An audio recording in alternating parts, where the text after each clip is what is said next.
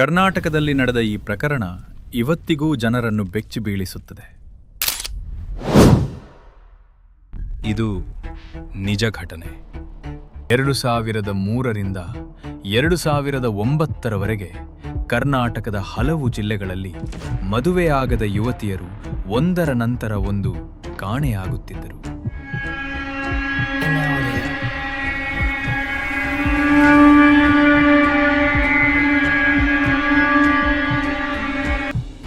ಮೊದಲಲ್ಲಿ ಯಾರೂ ಗಮನ ಕೊಡಲಿಲ್ಲ. ಅವರು ಓಡಿ ಹೋಗಿರಬೇಕು ಅಂತ ಅಂದುಕೊಂಡ್ರು. ಆದರೆ ಒಂದು ಭಯಾನಕ ಸತ್ಯ ಮರೆಮಾಚಿಕೊಂಡಿತ್ತು. ಪ್ರತಿ ಹುಡುಗಿಯು ಒಬ್ಬ ವ್ಯಕ್ತಿಯನ್ನು ಮದುವೆಯಾಗಲು ಭೇಟಿಯಾಗಿದ್ದಳು. ಅವನು ತನ್ನನ್ನು ಸರ್ಕಾರಿ ನೌಕರ ಅಂತ ಹೇಳುತ್ತಿದ್ದ. ಶಾಂತ ಮುಖ, ನಂಬಿಕೆ ಮೂಡಿಸುವ ಮಾತು. ಅವನ ಹೆಸರು ಮೋಹನ್ ಕುಮಾರ್.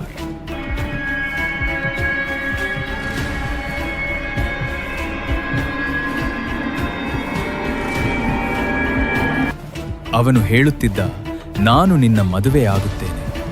ಆಮೇಲೆ ಒಂದು ದೇವಸ್ಥಾನಕ್ಕೆ ಕರೆದುಕೊಂಡು ಹೋಗುತ್ತಿದ್ದ.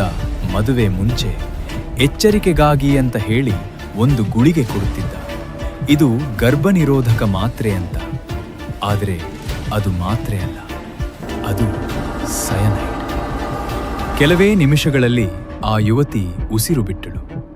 ಅವನು ಶಾಂತವಾಗಿ ಆಕೆಯ ಆಭರಣ ತೆಗೆದುಕೊಂಡು ಅಲ್ಲಿಂದ ಹೋಗುತ್ತಿದ್ದ. ವರ್ಷಗಳ ಕಾಲ ಯಾರಿಗೂ ಸತ್ಯ ಗೊತ್ತಾಗಲಿಲ್ಲ. ಒಂದು ದಿನ ಪೊಲೀಸರು ಒಂದು ಸಾಮ್ಯತೆ ಗಮನಿಸಿದರು. ಮತ್ತೆ ಹಳೆಯ ಪ್ರಕರಣಗಳನ್ನು ಪರಿಶೀಲಿಸಿದರು. ಆಗ ಸತ್ಯ ಹೊರಬಂತು. ಮೋಹನ್ ಕುಮಾರ್ 20ಕ್ಕೂ ಹೆಚ್ಚು ಮಹಿಳೆಯರನ್ನು ಇದೇ ರೀತಿಯಲ್ಲಿ ಕೊಂದಿದ್ದ. ಅವನು ಬಂಧಿಸಲ್ಪಟ್ಟ ಮತ್ತು ಜೀವಾವಧಿ ಶಿಕ್ಷೆಗೆ ಗುರಿಯಾದ. ಆದರೆ ಒಂದು ಪ್ರಶ್ನೆ ಇನ್ನೂ ಉಳಿದಿದೆ. ಅವನು ಎಷ್ಟು ಶಾಂತವಾಗಿದ್ದನೆಂದರೆ ಇನ್ನೂ ಎಷ್ಟು ಜನರು ಅವನನ್ನು ನಂಬಿರಬಹುದು. ಈ ಪ್ರಕರಣ ಇವತ್ತಿಗೂ ಕರ್ನಾಟಕದ ಜನರನ್ನು ಬೆಚ್ಚಿ ಬೀಳಿಸುತ್ತದೆ. ಇನ್ನಷ್ಟು ನಿಜ ರಹಸ್ಯಗಳನ್ನು ತಿಳಿಯಲು ಝೈರೋವೇದ ಚಾನೆಲ್ಗೆ ಸಬ್ಸ್ಕ್ರೈಬ್ ಮಾಡಿ.